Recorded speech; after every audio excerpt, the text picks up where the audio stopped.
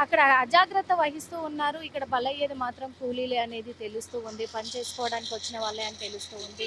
ఇదంతా కూడా మరి యజమానులు సెపరేట్‌గా ఉన్నప్పటికి వాళ్ళేమో సేఫ్‌గా ఉన్నప్పటికీ కూలీలు మాత్రం బలైపోతూ ఉన్నారు. కానీ ఎందుకు నిర్లక్ష్యం వహిస్తున్నారు? ప్రతి మిషన్‌ని ఎప్పటికప్పుడు చెక్ చేసుకునే ప్రయత్నం ఎందుకు చేయడం లేదు అనేది కూడా తెలుస్తూ ఉంది.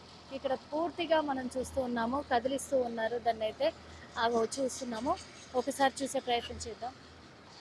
ఇప్పటివరకు మనం చూస్తూ ఉన్నాము. ఎందుకంటే అదంతా కూడా తొలగించే ప్రయత్నం అయితే చేస్తూ ఉన్నారు.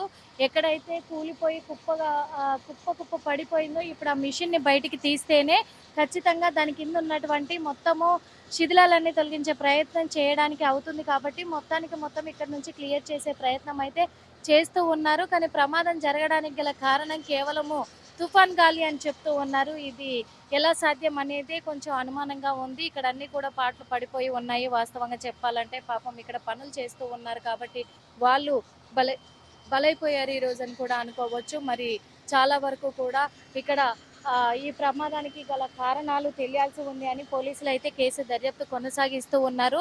ఇక్కడ శంకర్పల్లి పోలీసులు కేసు నమోదు చేసుకున్నారు. కేసు దర్యాప్తు కొనసాగిస్తూ ఉన్నారు. ఏది ఏది ఏది ఏమైనప్పటికీ కూడా ఎక్కడ పనిచేసినా, ఎవరు పనిచేసినా చాలా జాగ్రత్తగా ఉండాలి. ఇలాంటి వాటికి ఖచ్చితంగా కూడా జాగ్రత్త వహించాలి. ఎప్పటికప్పుడు కూడా చర్యలు చేపడుతూనే ఉండాలి.